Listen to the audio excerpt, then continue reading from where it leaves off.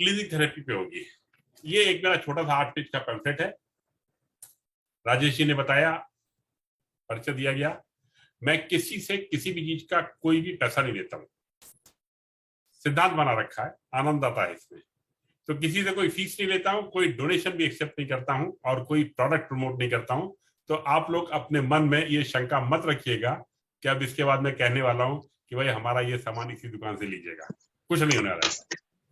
दूसरी बात, जो कुछ मैं आपसे कहने जा रहा हूं क्लीनिंग थेरेपी से जुड़ा हुआ, ये सारे के सारे प्रयोग मैंने अपने ऊपर, अपने माता पिता के ऊपर, पत्नी, पुत्र और पुत्री के ऊपर किए हुए हैं। और मैं नहीं समझता कि इससे ज्यादा एफिकेसी की कोई जरूरत हो सकती है या संभव हो सकती है। तीसरी चीज, मैं 3 गारंटी लेता हूं। पहली गारंटी, 90% हेल्थ प्रॉब्लम्स घर बैठे 100% क्योर हो सकती है। और ध्यान दीजिएगा, मैं हमेशा क्योर की बात करूंगा। मेरी किताब में भी क्योर वर्ड यूज किया है और मॉडर्न मेडिकल साइंस हर बार ये बात करती है, ये दवा ले लीजिए इतना रिलीफ हो जाएगा, 6 घंटे का, 8 घंटे का, 24 घंटे का, वट एवर इट इज। हम रिलीफ की बात नहीं करते, हम क्योर की बात करते हैं। क्योंकि मेरा मानना है इलाज शुरू करने के पहले हर मरीज को मालूम होना चाहिए कि कितनी दिन तक इलाज चलेगा और कब वो बीमारी और दवा से मुक्त हो जाएगा। हाँ, एक चीज और, मैं कोई दवाई नहीं लेता हूं, खाने पीने में कोई परहेज नहीं करता हूं। 5000 कैलोरी रोज खाता हूं और डाइट के हिसाब से अंडरवेट हूं, पूरी तरह से एक्टिव हूं, किसी तरह की कोई कमी नहीं। तो पहला क्लेम मैंने बताया आपको, 90% हेल्थ प्रॉब्लम्स 100% क्योर हो सकती हैं घर बैठे। मेरा दूसरा क्लेम बुक में भी लिख छापता हूं, हर जगह दिया हुआ है, ये मेरी पीपीटी भी आपको पहुंचेगा। एक लिवर क्लींस करने के बाद 6 महीने तक हार्ट अटैक नहीं हो सकता, और वो भी कब? जब खाने पीने में कोई बंधन ना हो तब। और मेरा तीसरा क्लेम है कंसीविंग को लेके इनफर्टाइल पीपल के लिए, जिनको किसी भी वजह से बस पैथोलॉजी में कोई मेजर एबनॉर्मलिटी ना हो, माइनर को मैं गिनता नहीं, तो क्लीनिंग थेरेपी फॉलो करके 100 डेज में वो नॉर्मली कंसीव कर सकते हैं और करते हैं। और तमाम सारे एग्जाम्पल्स उसके। शंका समाधान में एक और चीज, जब भी कभी इसके बारे में किसी से चर्चा करना हो कि क्लीनिंग थेरेपी क्या होती है, यशपाल गुप्ता जी से, राजेश जी से, और जिन लोगों ने आपके संपर्क में इस थेरेपी को अपनाया हुआ है, बात उनसे कीजिएगा।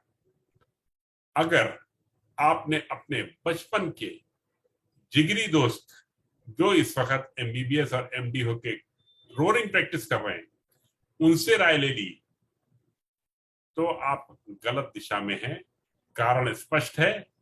क्या आप उम्मीद करते हैं कि कोई भी एलोपैथिक डॉक्टर्स कभी भी होम्योपैथी को सपोर्ट करेंगे या आयुर्वेद को सपोर्ट करेंगे या एक्यूप्रेशर को सपोर्ट करेंगे? ये कभी नहीं होगा। नॉट ओनली दैट, प्रोफेशन इतना ज्यादा टफ हो चुका है कि कार्डियो वाले किसी ऑर्थो को भी रेफर करने में संकोच करते हैं। इसके अलावा ऑर्थो वाले भी ना किसी दूसरे ऑर्थोपेडिक सर्जन को आसानी से रेफर नहीं करेंगे और पूरी कोशिश ये प्रूव करने में लगा देंगे कि जो पहले वाले की ओपिनियन थी या जो बाद वाले की ओपिनियन होने वाली है वो गलत है और उनकी राय सही है। मैं एक बार फिर कह रहा हूं आज से, अगर आप क्लीनिंग थेरेपी के बारे में, और मैं बार बार लिवर क्लींस की चर्चा करूंगा, अगर आपको लिवर क्लींस के बारे में कभी कोई शंका होती भी है तो उन लोगों से बात कीजिएगा जिन्होंने इसको आजमाया हुआ है। चर्चा को थोड़ा आगे बढ़ाते हैं।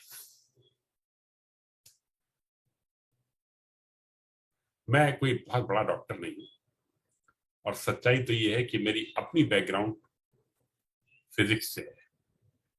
बाय प्रोफेशन मैं रिलायंस इंडस्ट्रीज में मुकेश अंबानी जी के साथ सीनियर वाइस प्रेसिडेंट हूं, कॉर्पोरेट अफेयर्स में, नरीमन पॉइंट पे। ये मेरा पैशन है और मुझे अच्छा लगता है।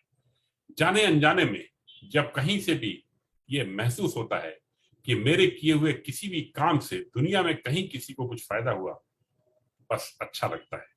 इसके अलावा मेरा कोई स्वार्थ नहीं। और ये भी सच है कि इस स्वार्थ के ऊपर कितना भी पैसा, वो कुछ भी नहीं।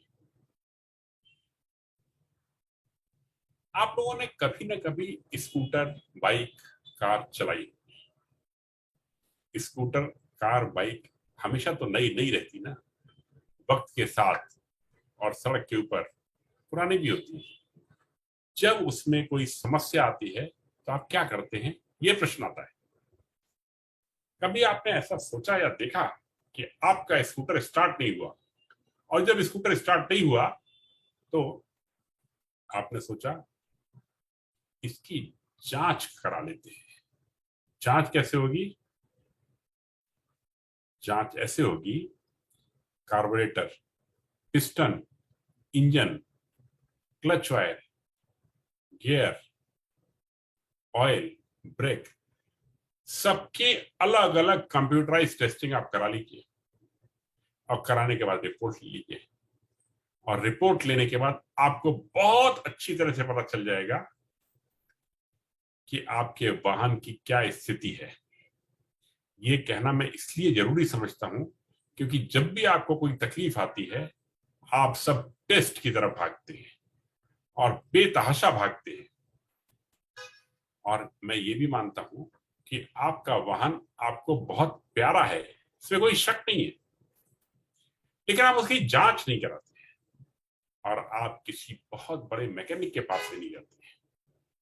आप जाते हैं सड़क के पास वाले रोड छाप मैकेनिक के पास, जिसके नेकर और टी शर्ट पहले कभी सफेद या पीली रही होगी, मोबिल से वो तर होके काली हो जाती है।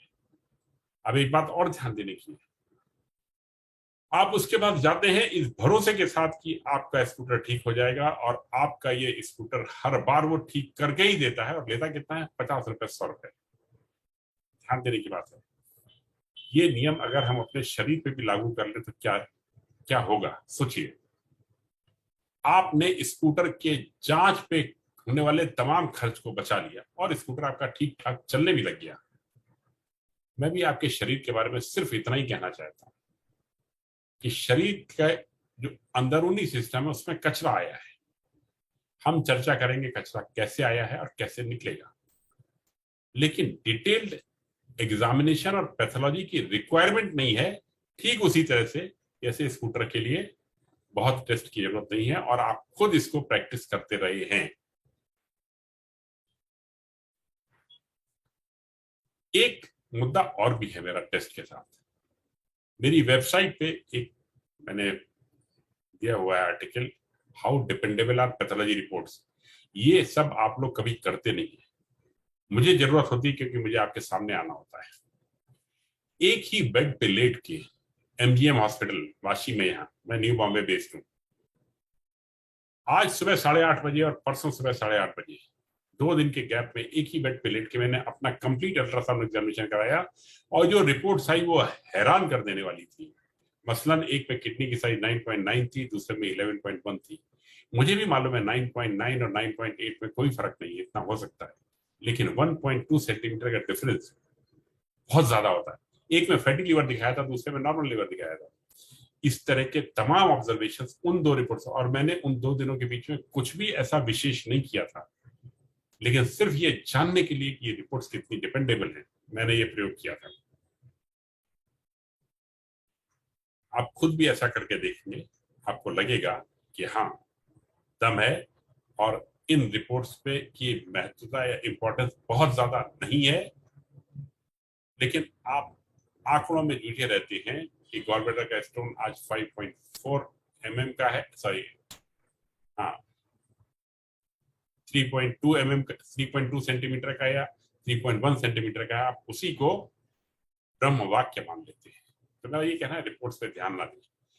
ध्यान किस पे दें? सिम्टम्स पे ध्यान दें। एक और घटना, एक बहुत बड़ा हॉस्पिटल है अमेरिका का, मेयो क्लिनिक। एक दिन का खर्चा 10 लाख रुपए। वहां के 6 सीनियर टॉप कार्डियोलॉजिस्ट एक बहुत ही इम्पोर्टेंट इसलिए कह रहा हूं क्योंकि जो उस हॉस्पिटल में जाएगा वो इम्पोर्टेंट ही होगा, वरना 10 लाख रुपए हमारा तो सोच भी नहीं सकते।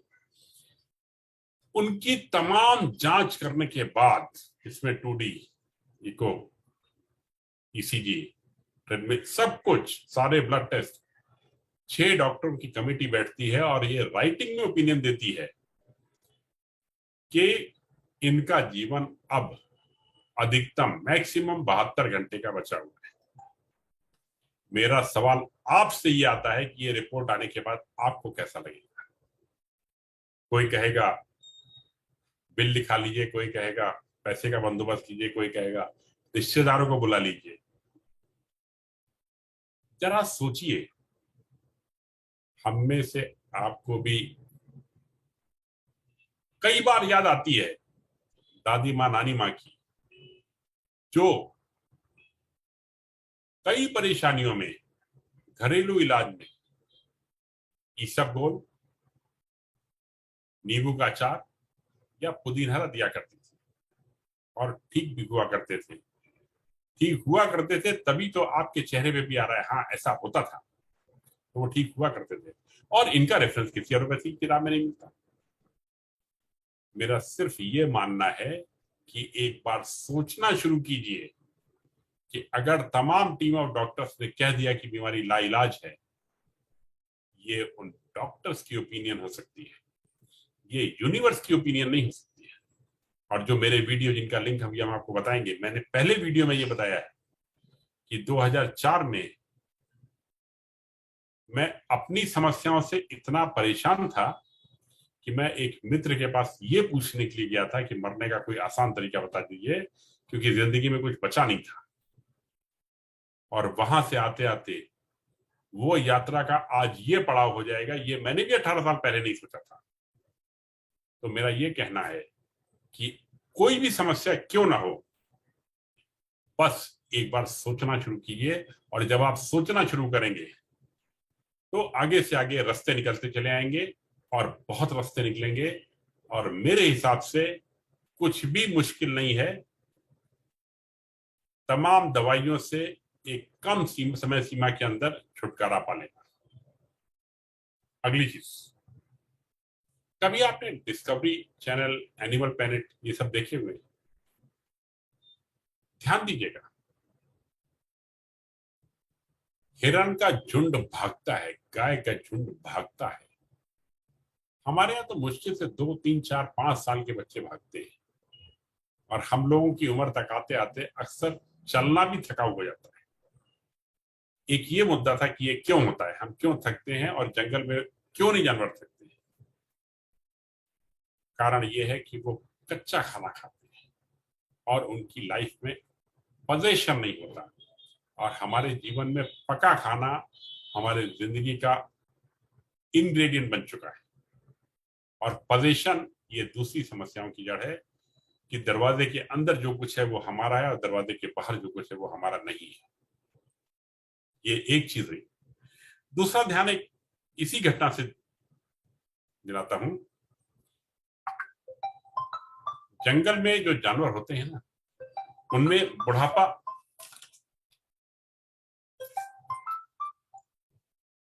नहीं आता। क्यों? एक रीजन तो कच्चा खाना है। हमारे यहाँ बुढ़ापा जो है ना, बुढ़ापा और बीमारियां ये इतनी आसानी से आती हैं। इसका उदाहरण देता हूं, आपको आनंद आएगा इसमें कि बुढ़ापा क्या होता है।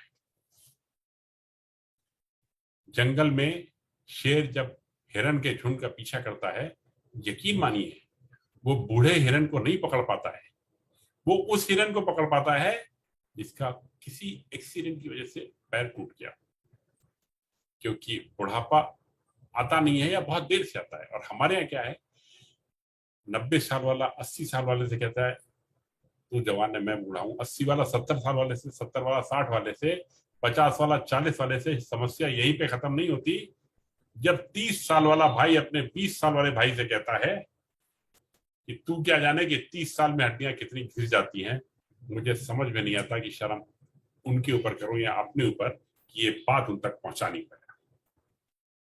कहने का मतलब ये है बुढ़ापे और उम्र की चिंता मत कीजिए, बहुत आसान है जो मैं आगे बताने जा रहा हूं आपको, इसको फॉलो करेंगे, आप खुद देखेंगे कि बेहतर जिंदगी कितनी आसान हो सकती है। और फिर जब आप सभी लोग इतनी बड़ी संस्था से जुड़े हुए हैं और इतने बड़े समर्थक हैं जो क्लीनिंग थेरेपी को प्रमोट करने जा रहे हैं, और इसमें कोई खर्चा भी नहीं, किसी भी तरह का कोई खर्चा नहीं है। अभी आपको मैं बजट वगैरह भी बताऊंगा कि किस तरह से आप घर बैठे इसको बिना डॉक्टर के इन्वॉल्वमेंट के कर सकते हैं। जो किताब मैंने बताई है, ये भी अपना इलाज अपने हाथ है, थेरेपी भी पूरी तरह से अपना इलाज अपने हाथ है। आपको कुछ भी किसी डॉक्टर को सपोर्ट करने की मिलने की जरूरत नहीं है। और ये थेरेपी इस वक्त government of India, ministry of health, department of health research के साथ विचाराधीन है। मैंने जियो टॉक दिया हुआ है जो हिंदुस्तान का सबसे बड़ा टॉक है, और अब मुझे भी लगता है कि इसके प्रचारक और समर्थक बहुत ज्यादा बढ़ते चले जा रहे हैं, क्योंकि लोग देख रहे हैं कि ये कितनी स्ट्रांग है। हम आगे बात शुरू करते हैं कि बीमारियां आती कहां से हैं। मैंने बताया कुक फूड पॉल्यूशन, दो चीजें बताई, प्रदूषण, प्रदूषण से जुड़ी हुई सब चीजें आप मान लीजिए, जैसे सवारियों का धुआं, ऑक्सीजन लेवल कम होना, खाना, पका खाना, तमाम तरह के तनाव, ये सब मान लीजिए जो जंगल की जिंदगी में नहीं थे और हमारी जिंदगी में हैं। अब इसका असर क्या होगा?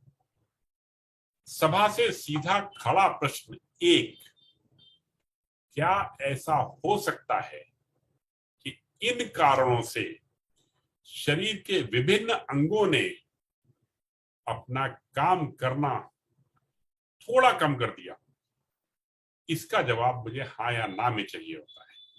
मेरा प्रश्न बिल्कुल सिंपल है कि कुक्ड फूड पॉल्यूशन, प्रदूषण, इन सब के चलते क्या ऐसा हो सकता है कि हमारे शरीर के अंगों ने अपना काम करना थोड़ा कम कर दिया हो? बस, इसके अलावा कुछ नहीं। और अगर आपको लगता है कि ऐसा नहीं हुआ है तो आपको इस सभा की आवश्यकता नहीं है। अगर आपको लगता है कि पिछले 5 साल में आपका एनर्जी लेवल उतना ही है जितना 5 साल पहले था, तो आपको इस सभा की आवश्यकता नहीं। लेकिन अगर आपको लगता है कि पिछले 5 साल में, 2 साल में, 10 साल में आपका एनर्जी लेवल कम हुआ है, मैं किसी टेस्ट की बात नहीं कर रहा हूं, मैं सिर्फ इस बार में बात कर रहा हूं कि आपको महसूस कैसा होता है। तो हम सब के शरीरों ने अपना काम करना कम किया है। ये मुद्दा बाद का है कि 10% कम किया है, 20% कम किया है, 40% कम किया है, वो बात की बात है। पहले तो ये कि कम किया है या नहीं। अब अगर 10% किया है, 40% किया है, ये मेरे लिए वार्ता का मुद्दा नहीं है। मैं तो ये जानना चाहूंगा कि क्या आप चाहते हैं कि अगर शरीर के अंगों ने अपना काम करना कम किया है तो एक बार उनको अपनी पुरानी शक्ति वापस मिलने का मौका दिया जाए? सिर्फ इतनी सी बात है। और जो मैं बात कह रहा हूं, इसमें आपके साथ के कई लोगों ने ये प्रयोग किए हुए हैं और वो सब इस बात के गवाह हैं कि yes, it is possible and it should be done. और इसीलिए हम और आप यहां सभा में साथ साथ हैं। अब हम शुरुआत करते हैं। सबसे पहले किडनी के साथ। हाँ, उसके पहले एक चीज और बता दूं, ये जो क्लीनिंग थेरेपी की बुक है, इसमें कौन कौन से क्लींस हैं? Kidney cleanse, acidity cleanse, liver cleanse, joint cleanse, colon cleanse, hair cleanse, mouth cleanse, thyroid cleanse, lung cleanse, ovarian PCOS cleanse, uterus cleanse, fertility cleanse, fallopian tube cleanse, vagina cleanse, conceive naturally, और इसके अलावा eye cleanse, ear cleanse, pancreas cleanse, total मिला के 28 क्लींस हैं। 7 पे video बने हुए हैं। इसके अलावा 40 वीडियो मैंने अभी और बनाए हैं अलग अलग चीज के ऊपर, और फाइन पॉइंट्स को इंक्लूड करके। 14 के करीब ये किताब में है, और इसके अलावा जो है वो वेबसाइट में, जो बहुत छोटे छोटे थे और बहुत पॉपुलर नहीं थे।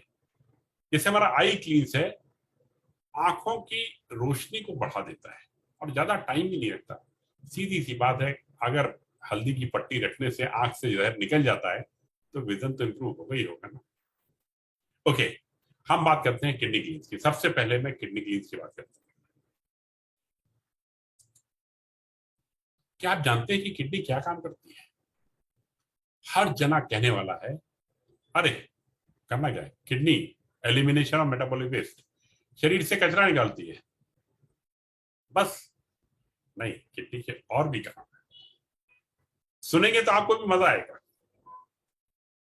Blood pressure regulation, acidity alkalinity balance, fluid level balance, prostaglandin hormone का सिंथेसिस, आरबीसी बनाने के लिए मैसेज देना, मतलब खून बनाने का मैसेज देना, हीमोग्लोबिन, तमाम हार्मोन्स और विटामिन डी का एक्टिवेशन, ये सब फंक्शन किडनी के हैं।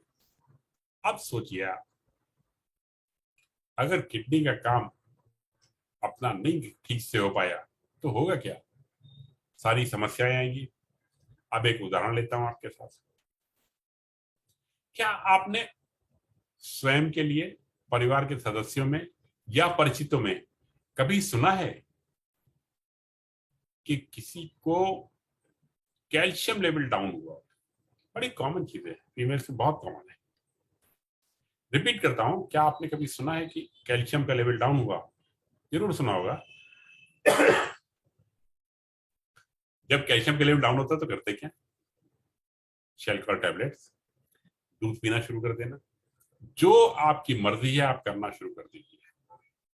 6 महीने तक पूरे धर्म परायणता के साथ सारे नियम फॉलो कीजिए। आपने से कुछ नहीं किए भी होंगे। अब मेरा प्रश्न ये आता है, क्या 6 महीने के इस पूरी प्रोसेस के बाद कभी ऐसा हुआ कि उनका कैल्शियम लेवल नॉर्मल हो गया हो? ये तो कभी होता ही नहीं। आपकी दवाई की आदत पड़ चुकी है और आप दवाई लेते चले जा रहे हैं, और इस पूरी प्रोसेस में फायदा किसका हो रहा है? डॉक्टर का, केमिस्ट की दुकान का, फार्मेसी कंपनी का। आपका क्या हुआ, चूड़ा किसको लग रहा है? ये ध्यान देने की बात है। मैं बताता हूं, मेरी गारंटी है 30 दिन में कैल्शियम लेवल मोस्टली नॉर्मल आ जाता है। अब मैं बताता हूं गलती कहां पे हुई और मैं बताता हूं सोल्यूशन क्या था इसका। आपके शरीर में कैल्शियम की कमी है, ये सच है, लेकिन कैल्शियम सप्लीमेंट्स दे के उसका इलाज करना ये गलत है। अब गलती थी कहां पे? गलती यूं थी कि आपके शरीर में कैल्शियम की कमी इसलिए हुई कि आपके मिडिल क्लास और अपर मिडिल क्लास के खाने में कैल्शियम के इंग्रेडिएंट्स तो पूरे थे, लेकिन वो एब्जॉर्ब नहीं हो पा रहे थे, क्योंकि इनको एब्जॉर्ब करने की जो प्रोसेस थी वो कमजोर हो गई थी। एब्जॉर्ब करने की प्रोसेस सॉर्ट से किडनी से शुरू होती है, जहां पे विटामिन डी की कार्रवाई होती है। विटामिन डी के लिए सूरज की धूप चाहिए और पावरफुल किडनी चाहिए। वो जब नहीं थी तो एब्जॉर्प्शन कमजोर हो गया। जब एब्जॉर्प्शन कमजोर हुआ तो आपने सप्लीमेंट्स लेना शुरू किए। थोड़े दिन तो अच्छा लग सकता है, लेकिन सप्लीमेंट्स लेने के बाद तो नेचुरल एब्जॉर्प्शन और भी कमजोर हो जाता है। और जब नेचुरल एब्जॉर्प्शन और भी कमजोर हो जाएगा, आप समझ सकते हैं क्या होगा। थोड़े दिन में स्टोन बनने लग जाते हैं और अन्य तकलीफें बढ़ जाती हैं और आदत पड़ जाती है। तो अगर आप चाहते हैं कि कैल्शियम लेवल ठीक हो जाए तो ये तरीके बहुत आसान है। क्लीनिंग थेरेपी से उनका हम एब्जॉर्प्शन इंप्रूव कर देते हैं। विस्तृत चर्चा आगे करेंगे इस बारे में। अब आते हैं एक और एग्जाम्पल पे, जो आपके घर का ही एग्जाम्पल है। एग्जाम्पल बिल्कुल सिंपल है। आपने कभी सुना है कि किसी को पीठ में दर्द हुआ हो, बैक की प्रॉब्लम?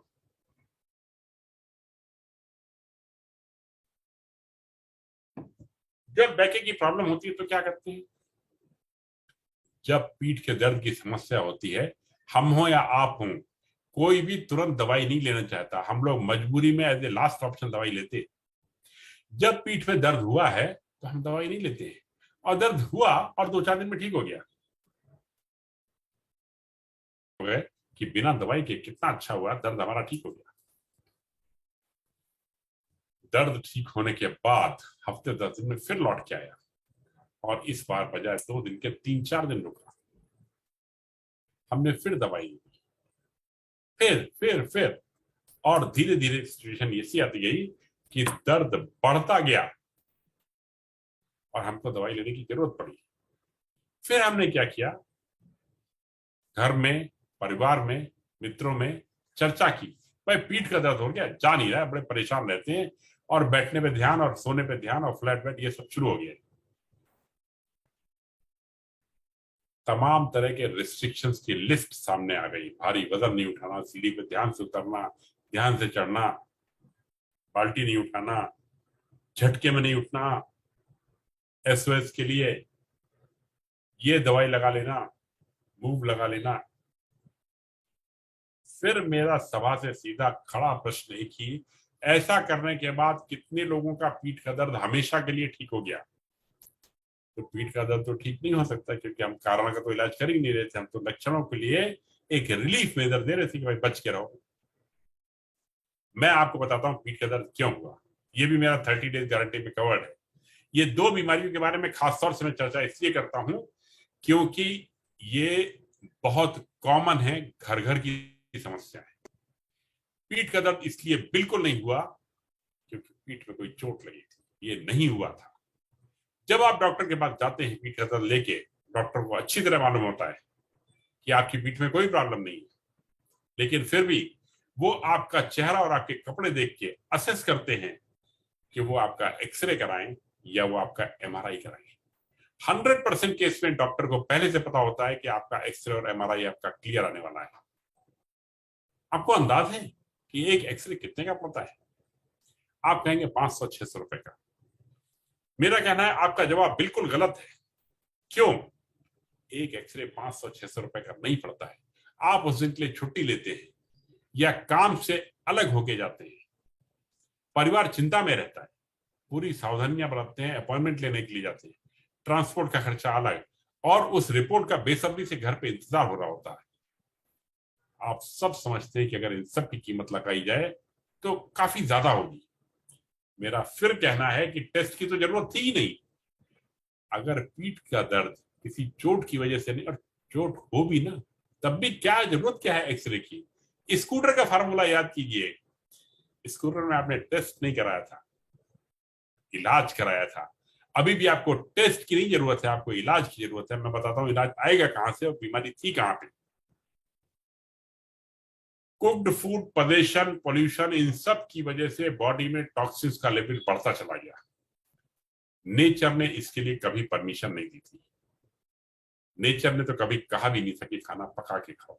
आज भी कोई जानवर खाना पका के नहीं खाता है। इन सब कारणों से शरीर में टॉक्सिन्स का लेवल बढ़ता चला गया, और अक्सर 30, 35, 40 साल की उम्र में जब टॉक्सिन्स का लेवल थ्रेशोल्ड लेवल से क्रॉस कर गया तो बॉडी ने L4, L5, ये वीक स्पॉट होता है बॉडी का, क्योंकि हम सब अक्सर थोड़ा ज्यादा वेट लिए रहते हैं, तो उस वीक स्पॉट पे बॉडी ने सिग्नल दिया कि ये दर्द है, संभल जाओ, क्योंकि बॉडी में टॉक्सिन्स का लेवल ज्यादा है।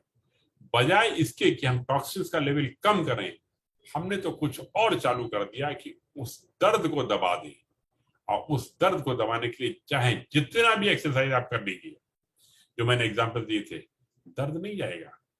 लेकिन अगर क्लीनिंग थेरेपी फॉलो करके आपने शरीर से जहर बाहर निकाल दिया, आपको ना एक्सरे की जरूरत थी, ना एमआरआई की जरूरत थी, बस सीधे सीधे दर्द चला गया, खत्म।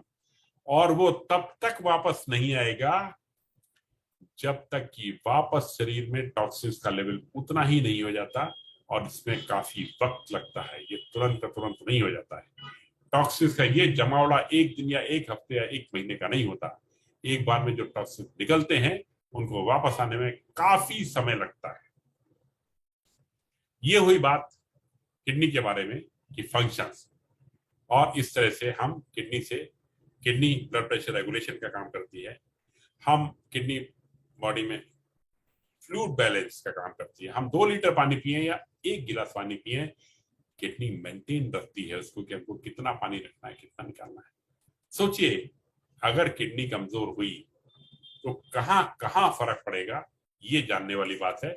इसीलिए, और दूसरी बात, हमारे शरीर के सभी अंग आपस में एक दूसरे से जुड़े हुए हैं, तो हमारा एक क्लींस और क्लींस को भी इफेक्ट करता है। और सबसे ज्यादा चर्चा हम करेंगे लिवर क्लींस के बारे में वक्त आने पे। अभी हम खाली किडनी क्लींस की चर्चा करने जा रहे हैं। मैं आपको भुट्टे के बाल दिखाना चाहता हूं।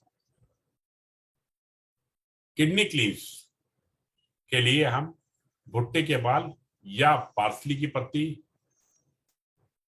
या तरबूज के बीज कूट के इनका इस्तेमाल करते हैं। इनको उबाला जाता है। इनको उबालने के बाद इनका पानी पीना होता है। इस पानी को पीने से किडनी के अंदर के नेफ्रॉन्स शॉर्ट टर्म के लिए हाइपर एक्टिवेट हो जाते हैं और खून में से कचरा निकाल के साफ कर देते हैं। और इमेजिन कीजिए 35, 40, 50 साल का कचरा अगर चौथाई भी निकल गया, और इतना निकल जाता है, एक ही बार निकल जाता है, अगर चौथाई भी निकल गया तो आप सोच सकते हैं लाइफ कितनी बेहतर हो जाएगी। तो प्रोसेस एक बार फिर से बताता हूं। एक मिनट मैं देखता हूँ कितनी बाल रखे हो, दिखाता हूं आपको।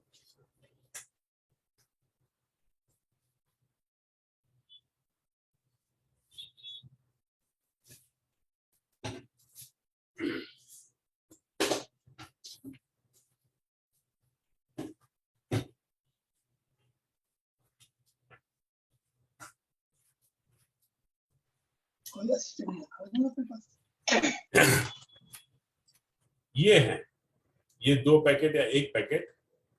क्वांटिटी के बारे में भी मैंने लिखा हुआ है।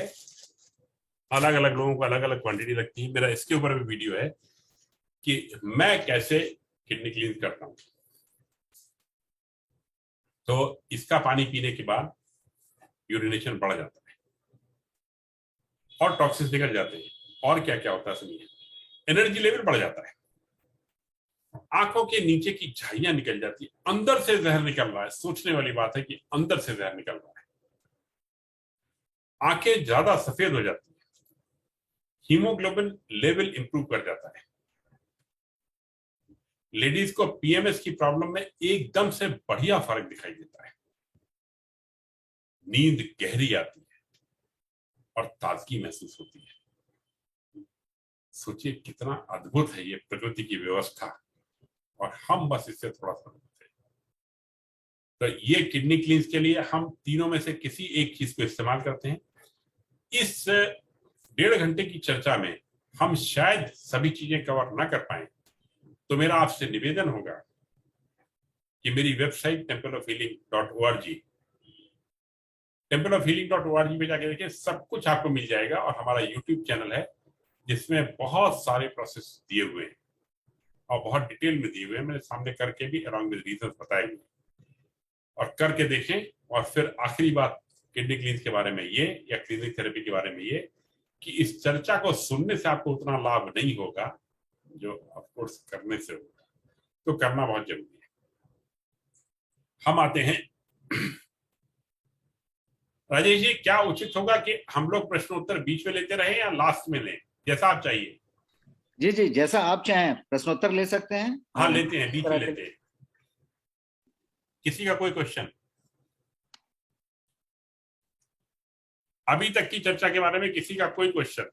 पवन खंडेलवाल सर, आप अनम्यूट कर सकते। सर नमस्कार। मुझे लगता है सर कि एंड में लेंगे तो ज्यादा बेटर रहेगा, सारे और इकट्ठे होके नोट डाउन करते रहेंगे सारे साथी हमारे, और एंड में हम ज्यादा बेहतर तरीके से कर पाएंगे। ऑर्गेनाइजर इज सुप्रीम, ठीक है? हम एंड में लेंगे, मंजूर। ये हुआ किडनी क्लींस के बारे में चर्चा। इसके बाद एक बहुत इंपॉर्टेंट क्लींस है, एसिडिटी। 50 साल पहले, 100 साल पहले जरा पैटर्न ध्यान कीजिएगा बीमारियों का। 200 साल पहले चेचक, प्लेग बड़ी बीमारियां हुआ करती थी, गांव के गांव साफ हो जाया करते थे। धीरे धीरे वो गई, डायबिटीज, ब्लड प्रेशर, इन्होंने अपना अड्डा जमाया और बढ़ती चली गई। लेकिन उसी बीच में एक उससे भी बड़ी समस्या शुरुआत छोटे से हुई और तेजी से आगे बढ़ती चली गई। ध्यान कीजिएगा साथियों, 25 साल पहले मुझे याद नहीं आता कि किसी को एसिडिटी की प्रॉब्लम रही, और आज आगे पीछे दाएं बाएं ऊपर नीचे जिधर देखिए सब एसिडिटी, खट्टी डगर, इनसे परेशान है। हाँ, मुझको छोड़ के। हम आपको बताने जा रहे हैं कि एसिडिटी क्या होती है। एसिडिटी का एक मेजरमेंट है, पावर ऑफ हाइड्रोजन, पीएच कहलाता है, जिसमें 7 न्यूट्रल होता है, 7 के ऊपर अल्कलाइन और 7 के नीचे एसिडिक होता है।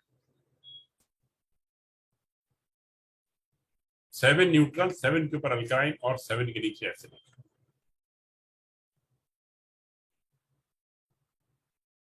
हमारी बॉडी में पीएच के 3 मुख्य मेजरमेंट्स हैं। सबसे पहला है ब्लड, जिसका पीएच लेवल 7.4 या 7.35 से 7.45 की रेंज में रहता है। ब्लड स्लाइटली अल्कलाइन है। दूसरा है स्पाइनल कॉर्ड का फ्लूइड, जिसमें मैसेजिंग होती है, संदेश ऊपर से नीचे तक स्पाइनल कॉर्ड के फ्लूइड से जाते हैं। पीएच 7.4। और तीसरा है हमारी सलाइवा का pH. Newly born, normal delivery, जिसकी मां प्रेगनेंसी में कोई दवाई ना खाई हो और रॉ फूड लिया हो, जैसा जंगल के नियम थे, तो उस न्यूली बॉर्न बेबी के सलाइवा का पीएच 7.4 होता है। ये प्रकृति की व्यवस्था है। और 7.4 पीएच वाला बच्चा कैसे भागता है, जैसे जंगल के हिरन। ठीक है, अब देखिए फर्क कहां कहां आया। ये व्यवस्था की प्रकृति ने रखा हमको जंगल में, जहां हवा का पीएच 7.1, 7.2, क्योंकि ऑक्सीजन लेवल बहुत हाई है और वहां पे जंगल बहुत है और कोई पोल्यूशन नहीं। ये प्रकृति ने बनाया। दूसरी चीज, पानी। जंगल में बहने वाला पानी भी अल्कलाइन होता है और शहर में बहने वाला पानी और नलों में आने वाला पानी एसिडिक होता है। ये प्रश्न बाद में आएगा कि वो एसिडिक है या ज्यादा एसिडिक है, लेकिन एसिडिक है क्योंकि उसको क्लोरीन से साफ किया जाता है और वो जिस प्रक्रिया से होकर गुजरता है, आप समझ सकते हैं शहरों में पोल्यूशन कितना है, इसका असर पानी और हवा दोनों पे किस तरह से आ रहा है। एक बार सिर्फ कल्पना करके देखें। ये हुई बात हवा और पानी की। खाने के लिए प्रकृति ने इंसानों के लिए बनाया कच्ची हरी सब्जियां, जैसे बकरी खाती है। ये प्रोविजंस है ह्यूमन बींग्स के लिए। अब हमने क्या किया? पहली चीज, इसको पकाना शुरू किया, और दूसरी चीज चाय, coffee, soft drinks, hard drinks, सभी तरह की शराब, सभी तरह का नॉनवेज फूड, ये सब कुछ एसिडिक है। ये चर्चा बाद में कि कम एसिडिक है, ज्यादा एसिडिक है, लेकिन ये सब कुछ एसिडिक है। अब आप देखिए, जंगल ने जो नियम बनाए थे और जो हमने तोड़े बार बार, कई बार, कितना फर्क आता गया। और ये बॉडी भी आखिर कितना साथ देगी। जब तक बस चला तब तक चला, जब नहीं चला तो सिम्टम्स देने लग गई। एक और मजेदार बात बताऊं,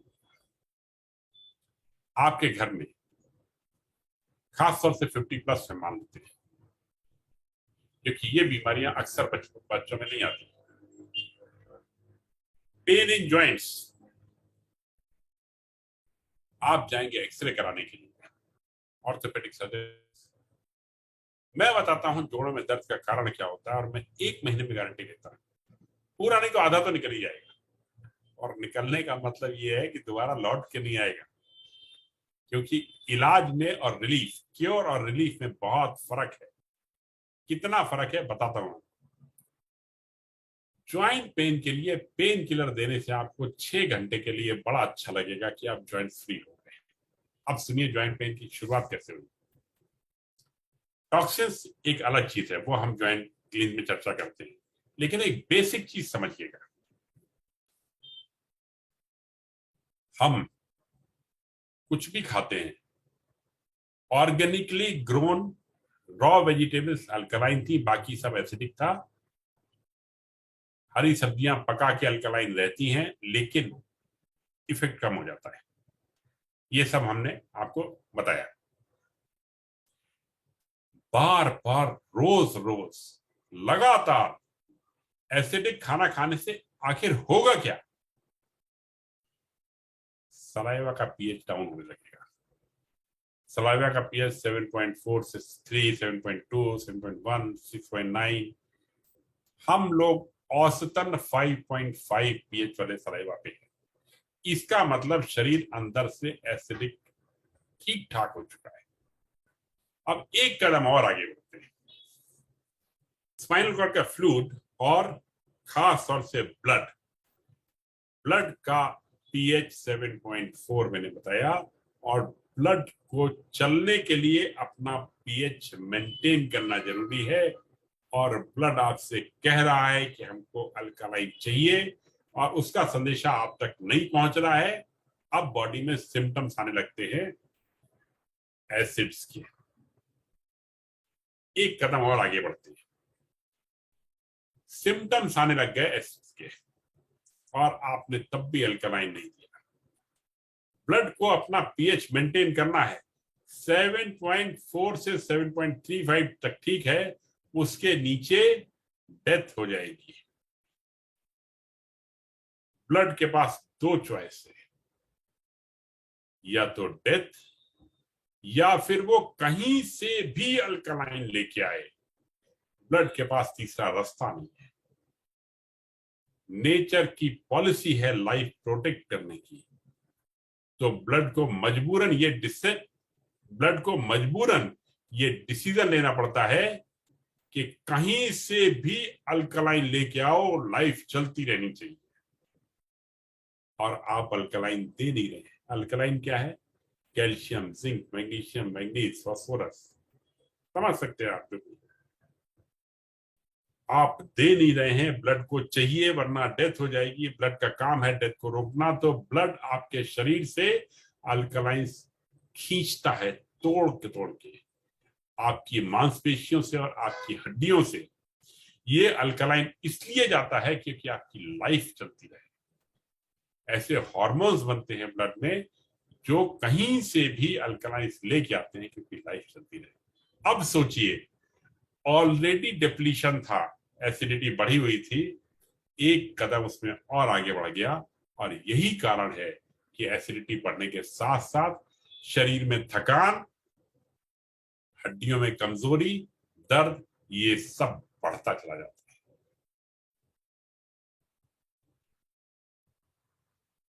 ये तो हुई समस्या, और मुझे उम्मीद है कि समस्या आपको रजिस्टर हुई होगी, आप पकड़ पाए होंगे उसको ठीक से।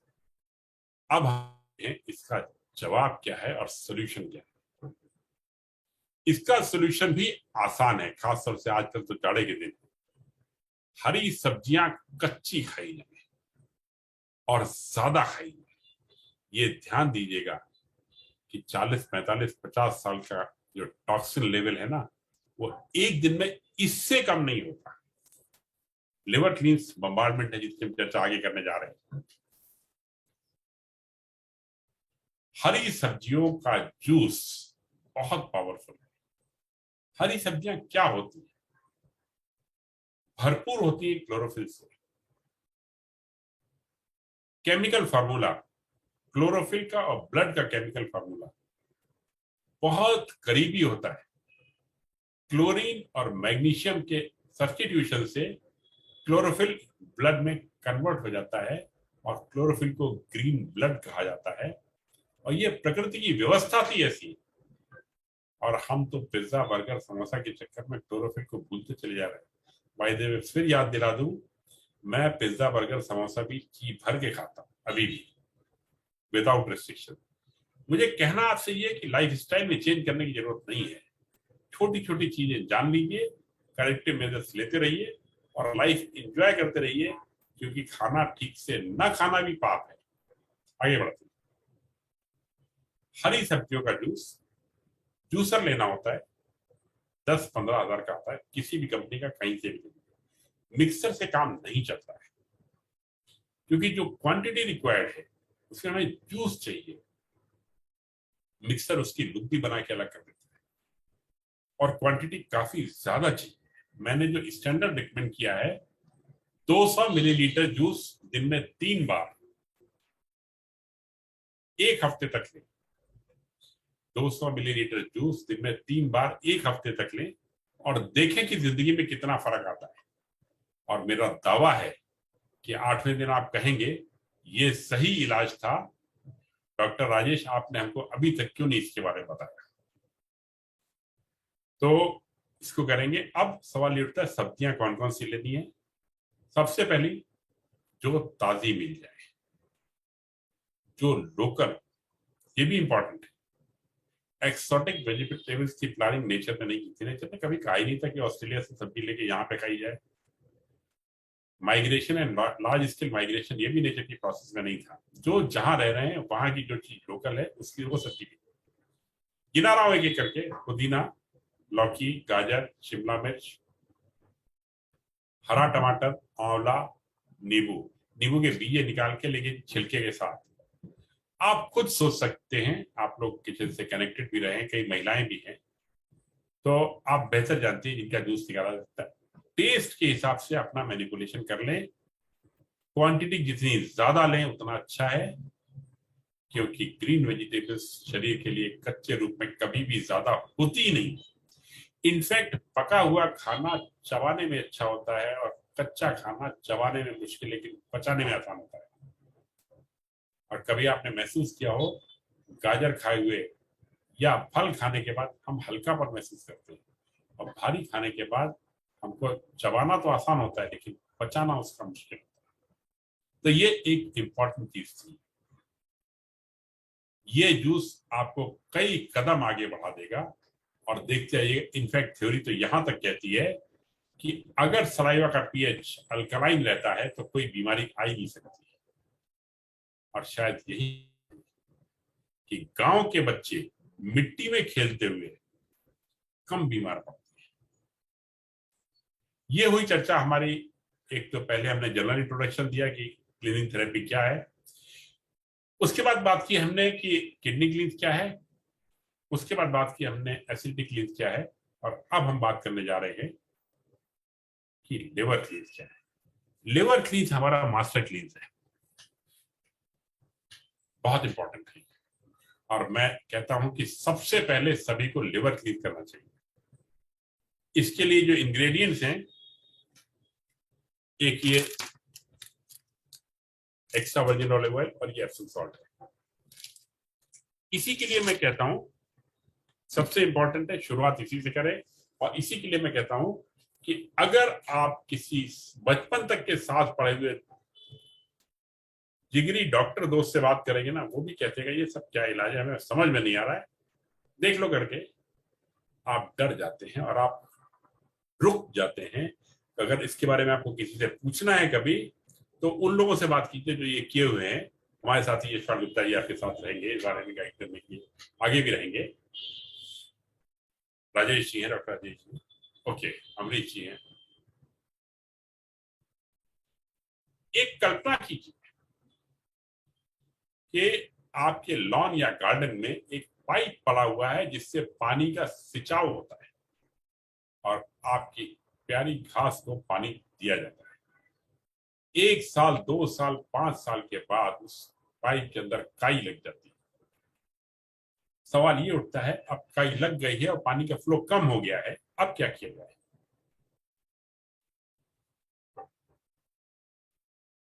पाइप बदल लें। ये पॉसिबिलिटी नहीं, क्योंकि हम जो तुलना करने जा रहे हैं वो हमारे शरीर के आर्टरीज और वेन्स के साथ।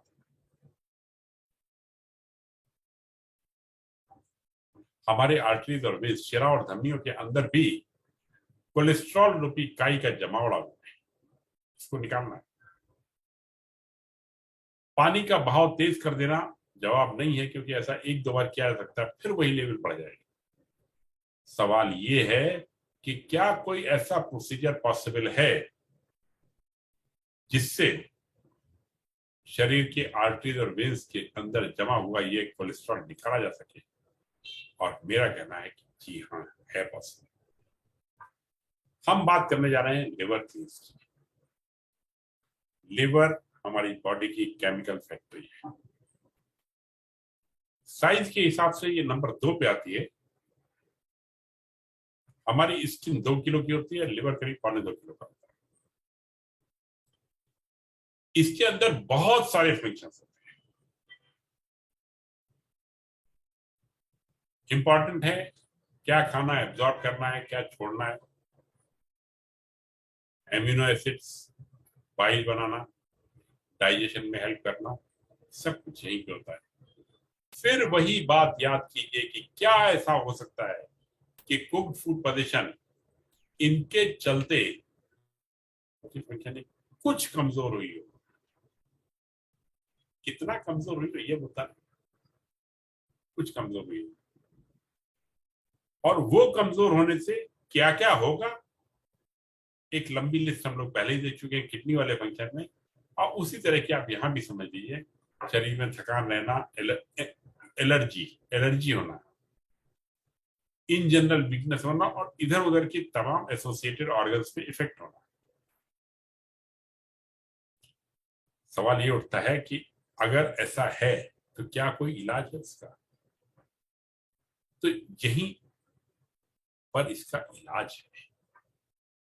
एक लिवर क्लींस करने पे अगले दिन सुबह डायरिया में एलडीएल कोलेस्ट्रॉल फिजिकल रूप में लिवर गॉलब्लैडर स्टोन के रूप में बाहर निकलता है।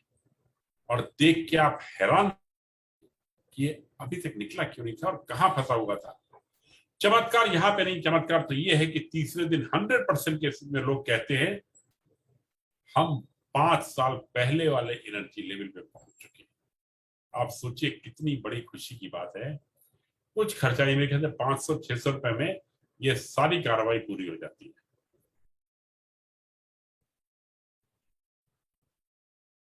अब मैं इसकी डोसेज के बारे में चर्चा करूंगा। एक्स्ट्रा वर्जिन ऑलिव ऑयल हम ये 250 ml लेते हैं।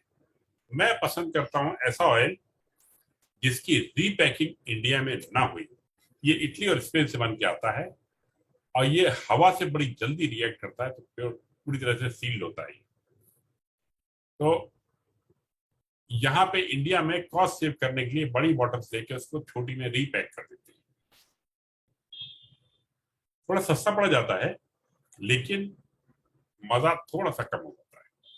और ये है एप्सम सॉल्ट, इसको कोई भी यूज कर ले, इसमें कोई रिस्ट्रिक्शन नहीं।